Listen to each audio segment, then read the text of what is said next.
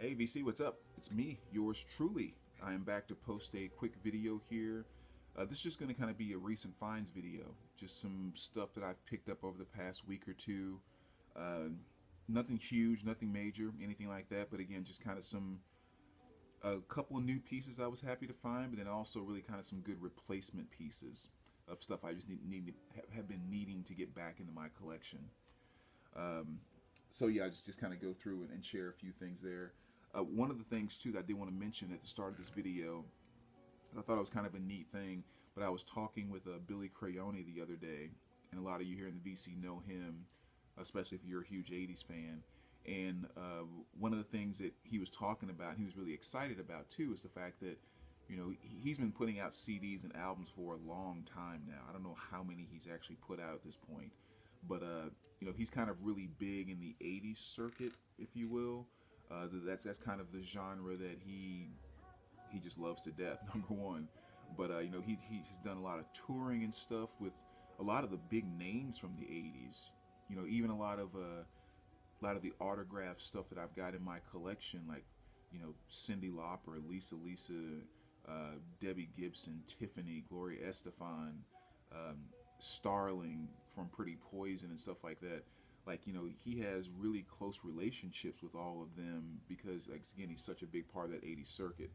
But anyway, he's going to be trying to put out one of his albums on vinyl for the first time, which is kind of neat. So he was sharing that with me the other day about his goals of doing that. I just thought that was kind of really cool. So definitely anxious to look forward to getting more details on that, and, you know, if you guys kind of keep your eyes out for that as well.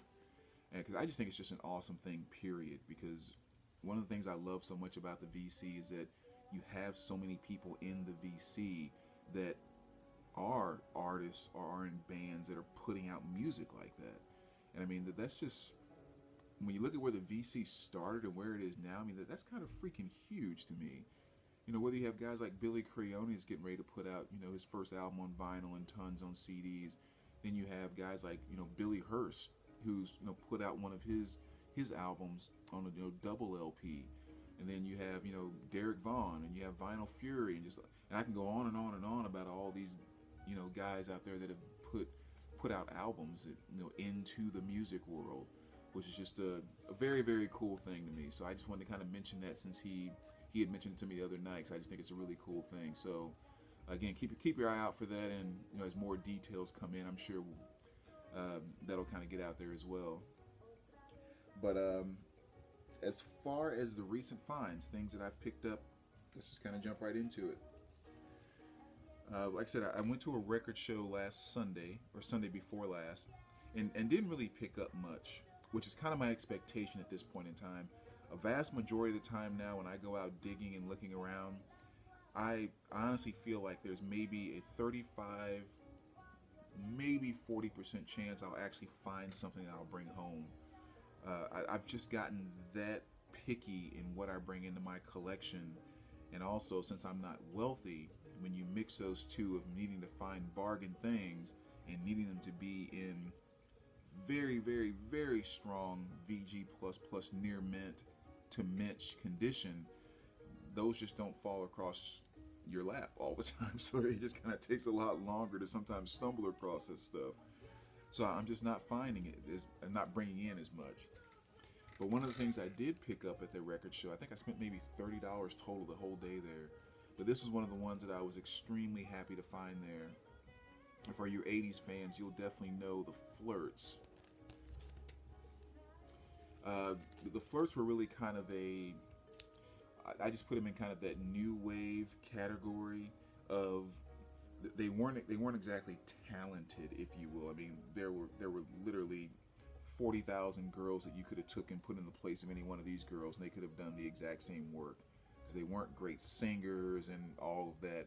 They were just doing the fun, bright, you know, laughy, silly, just 80s new wave vibe thing, which is freaking awesome. I would have loved to have been a part of that, but that's kind of what I like about them.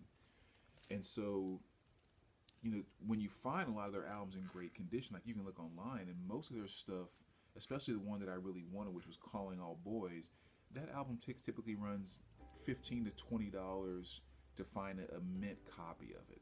And it's like, yeah, I want one, but I wasn't willing to pay $20 for it. I have a copy which has a really worn cover, but the vinyl is in good shape. So I purged it out of my collection, but I didn't get rid of it, the Calling All Boys, because I was like, I really love the songs on this. I want to be able to listen to this. I'm not going to get rid of it out of my house until I find a new mint copy. And so I haven't found them for the longest time.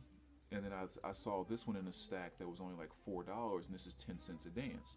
And I was like, oh, I'm not familiar with 10 cents a dance. I have Calling All Boys that I want to get a replacement copy, but I've never heard of 10 cents a dance. But it's only $4. It's in perfect condition, so I'll pick it up. So I did. So I didn't even look at the songs or anything, because just by the cover I knew I had never seen this album before and I didn't recognize the title.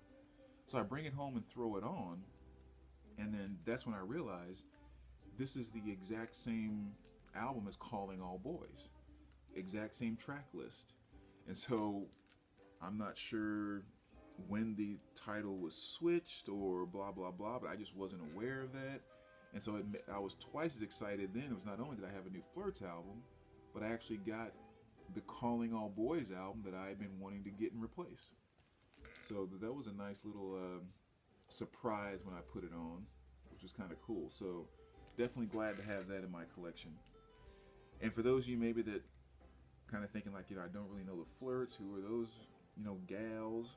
The song that probably everyone will know or recognize the most would be the Don't Put Another Dime in the Jukebox. I don't want to hear that song no more. That's the Flirts. So that was a very, very exciting, awesome $4 find for me in my collection. Twisted Sister, Under the Blade, another just core album I've been needing to get back in my collection. So I had some credit at one store that had been burning my pockets for almost 2 months now, because just nothing new had come in, and then this bad boy popped up, so that was awesome.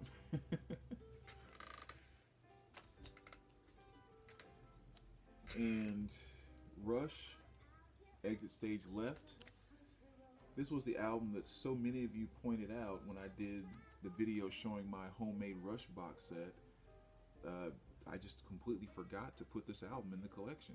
I don't know how I skipped over it. So it worked out really good though, because again, I was walking through a local store the other day and I found this 200-gram brand new pressing. Got it for $15, which was awesome. And I don't know how this guy does this. I kind of check in his store all the time, mainly because of this. But he doesn't like order new stuff on a regular basis from a distributor, and like he does that whole where he'll just get random things that are, I don't know exactly what the proper term for it is. So he never knows if he's going to get a batch of something, what it might be or whatever.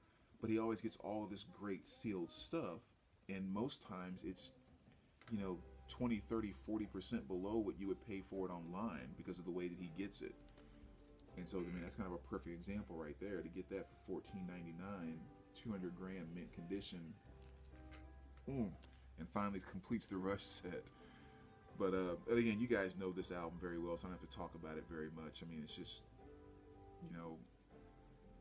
Spirit of Radio, Close to the Heart, Tom Sawyer, blah, blah, blah. Just Rush, Exit Stage Left. Another nice find here. Larry Graham with Graham Central Station. Now Do You Want to Dance? And just Larry, formerly of Sly and the Family Stone and everything else, one of the best bass players ever with Larry Graham, just doing his funk thing. So that was another good pickup. Another good chord piece I just kind of need to get back in the collection, which is Scorpions' Love at First Thing, not Last Thing. Classic album, Big City Nights, Rock You Like a Hurricane, Still Loving You. Just, in my opinion, back in the Scorpions' heyday. And the next few here from an artist that you guys know I've been talking about forever, over the past year and a half. been wanting to get all of her stuff on vinyl, and these are some awesome scores to add to the Linda Ronstadt edition. And found these at a shop too, and you know, it's easy to find a lot of Linda stuff floating out there, but to find it in good condition or great condition, that's what's always the challenge. But yeah, so I found all of the ones I'm about to show you here for only $1.99 each, and I was just so freaking happy. But you have Prisoner in Disguise here, and this is one I've always had a hard time finding because, you know, the black cover, you know, it always shows wear so easy. So it was, again, very nice to find a beautiful copy of that. Matches the beautiful music that's on it as well. So, you know, songs like Love is Like a Rose and her cover of Dolly Parton's I Will Always Love You is on this one. I mean, again, just Linda doing her awesome thing. So great addition to the Linda collection, as well as In a Sentimental Mood, or I'm sorry, For Sentimental Reasons. I'm thinking about John Coltrane. So again, just Linda showing her versatility, you know, kind of doing more of her jazzy big band type of thing here. Which again, that's one of the things that's just so amazing to me about her is there's very few artists, if any, that can cross over genres the way that she does, especially vocally. I mean, whether you want to take her to a big band type of mode, if you want to take her to a more jazzy type mode, whether you want to go to a psychedelic type mode, if you want to go to a country mode, if you know, it's just like she can do it all. You know, a bluesy mode, it just doesn't make a difference. R&B mode, she can do it all. Just an amazing vocalist. So that's For Sentimental Reasons and Lush Life. Kind of the same thing on the more big band side. And if that's not enough, you know, go ahead and put a Spanish guitar behind her and she'll knock that out too, doing different type of Spanish covers. I mean, the woman's just so freaking talented. But yeah, so to find all of these in great condition for only $1.99 each was just an awesome addition to the Linda collection. Can't get enough of her. And of course, this is Mad Love. More great stuff on here as well too. So again, I won't go into everything here because most of you guys know Linda. But you know, Hurt So Bad is on here and a few other things that's really great.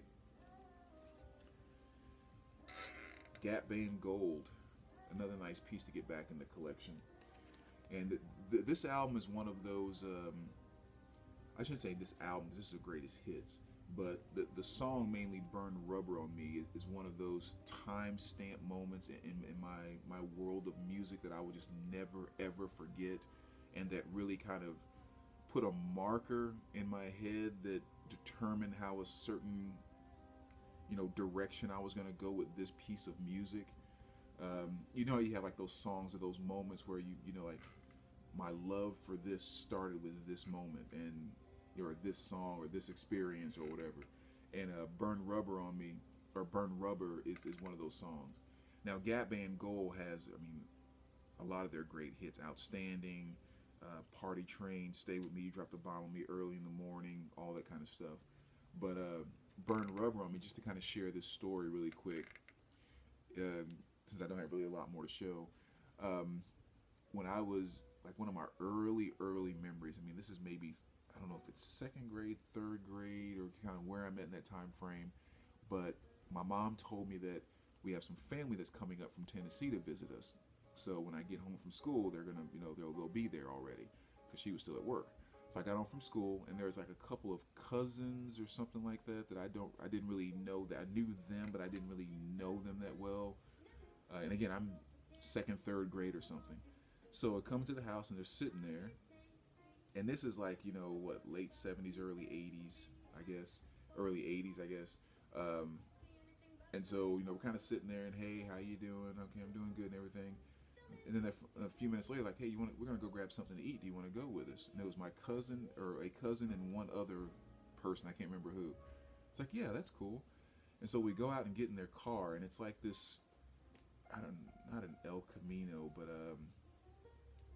I can't remember the name. But anyway, it was just a car that I thought was really, really cool. You know, kind of long in the front, and it got inside, and it was like this really maroon, velvety type of seats, and you know, like with a fluffy cover on the dashboard and all that. I mean, like just total late 70s, early 80s. And I just thought it was the coolest thing in the world. You know, I'm the little kid at this point in time with, you know, the headrest is way up here. You're sitting way down. And I was in that front seat, and I just thought, oh my God, this car is so cool. Look at that. And he starts up the engine, and Burn Rubber on Me kicks in. And if you know that song, Burn Rubber starts out with a motorcycle revving, and you know, it revs like, I don't know, 7, 8 times or something like that, really, really hard, really, really loud. Then all of a sudden you hear the burnout, and then the song kicks in with that, you know, that funky bass groove or whatever else. And I just remember hearing that when he started that engine and heard that motorcycle kick in, and then that bass line kicked in, and I was just like, oh. I mean, it was like, okay, floor done. Like, funk has officially come into my life, and you know, I'm just like a crackhead now. Like, I'm just completely obsessed now with knowing who that is, and you know, blah blah blah. And so that was one of my marking moments in music, was going to get that hamburger that day and hearing Burn Rubber start up in that car like that. So every time I listen to this album, you know, definitely it takes me right back to that moment. And just another good replacement copy that I needed to get back in my collection. Found this in a dollar bin, which was awesome, to get a perfect copy of Lionel Richie, self-titled there. You know, of course, truly one of my favorite songs by him, which is You Are. It was on this album. And you know, and again, people see Lionel Richie and they think, you know, Lionel Richie, blah blah blah, and I think he kind of gets blown off to a certain degree, but not in my book. I mean, he is still one of the best songwriters I think ever. I mean, I just think the way that he has the ability to write and communicate about just the entire world of love, if you will, he just does it like no other. And so, I mean, he will always be way up in my book. That's for sure. Now, last thing I want to share is just kind of a few CDs here really quick. Starting off here with Jillian Welch, The Harrow and the Harvest. And this is one that I went out and got last week, or about a week or so ago, mainly because Brian, you know, Shamrock Records here in the VC, you know, he knows I'm a big Jillian Welch fan, and I was talking about her in one video. And this was one album that I knew it was out. I'd heard about it. I'd listened to some of it online, but hadn't really paid attention to it from start to finish, if you will. And he just sent me a message and was talking about, there's a song on here, Oh Hard Times. And he was like, you know, if you're really a huge Jillian Welch fan, like, you gotta go check this out and everything. So I decided, yeah, let me go check it out. And yeah, I mean, it's Jillian doing her Jillian thing. I mean, she's just fantastic from start to finish. But you know, but Brian just definitely motivated me to finally get this CD in my collection. So I found a nice copy for only $4, which is really cool. So yeah, they're definitely a great addition to the Jillian Welch collection. A few other CDs that I got here, and I'll just kind of show these all as one. I showed those 3 free CDs that I got, I think, in my last update video. And I went back to the same store and found these 3 had arrived as well. So again, more great additions to the free collection. You have Highway here, you have Free at Last, and then the self-titled Free. And it's just like all the other free stuff too, just that, you know, good Roger, straight up in your face, you know, just pure classic rock. I mean, that's really the best thing I can say about Free. And it really makes me kick myself in the butt for not buying that box set that came out when it was first released, as it's out of print now. So it's going for, you know, not ridiculous money, but it's definitely going for 25-30% more than it did when it was released. So if anyone in the VC does have a free box set, the vinyl box set, in great condition, I would be open to trade talks or, you know, kind of whatever. So let me know if so. But yeah, great additions there to the CD collection. And then the last two I'll show here. Again, I'll show these as one. I picked up 2 more copies of Carl Orff. 2 performances of Carmina Burana here, which again, it's one of my, if not my top favorite symphonies. So whenever I stumble across these CDs by different orchestras, I think this is the London Symphony and Orchestra, and this one here was, who was it? I actually looked this up the other day. Oh, the Philadelphia Orchestra. So, you know, obviously there's tons of different orchestras and symphonies that perform these, and every time I come across a new one for a couple of dollars, I always pick it up, because this is just arguably my favorite symphony from start to finish. So anyway, there you go, VC. Just kind of a little update, you know, just kind of talking a few music things. I hope you guys are having a good weekend, and we will talk to you soon. All right, take care, guys.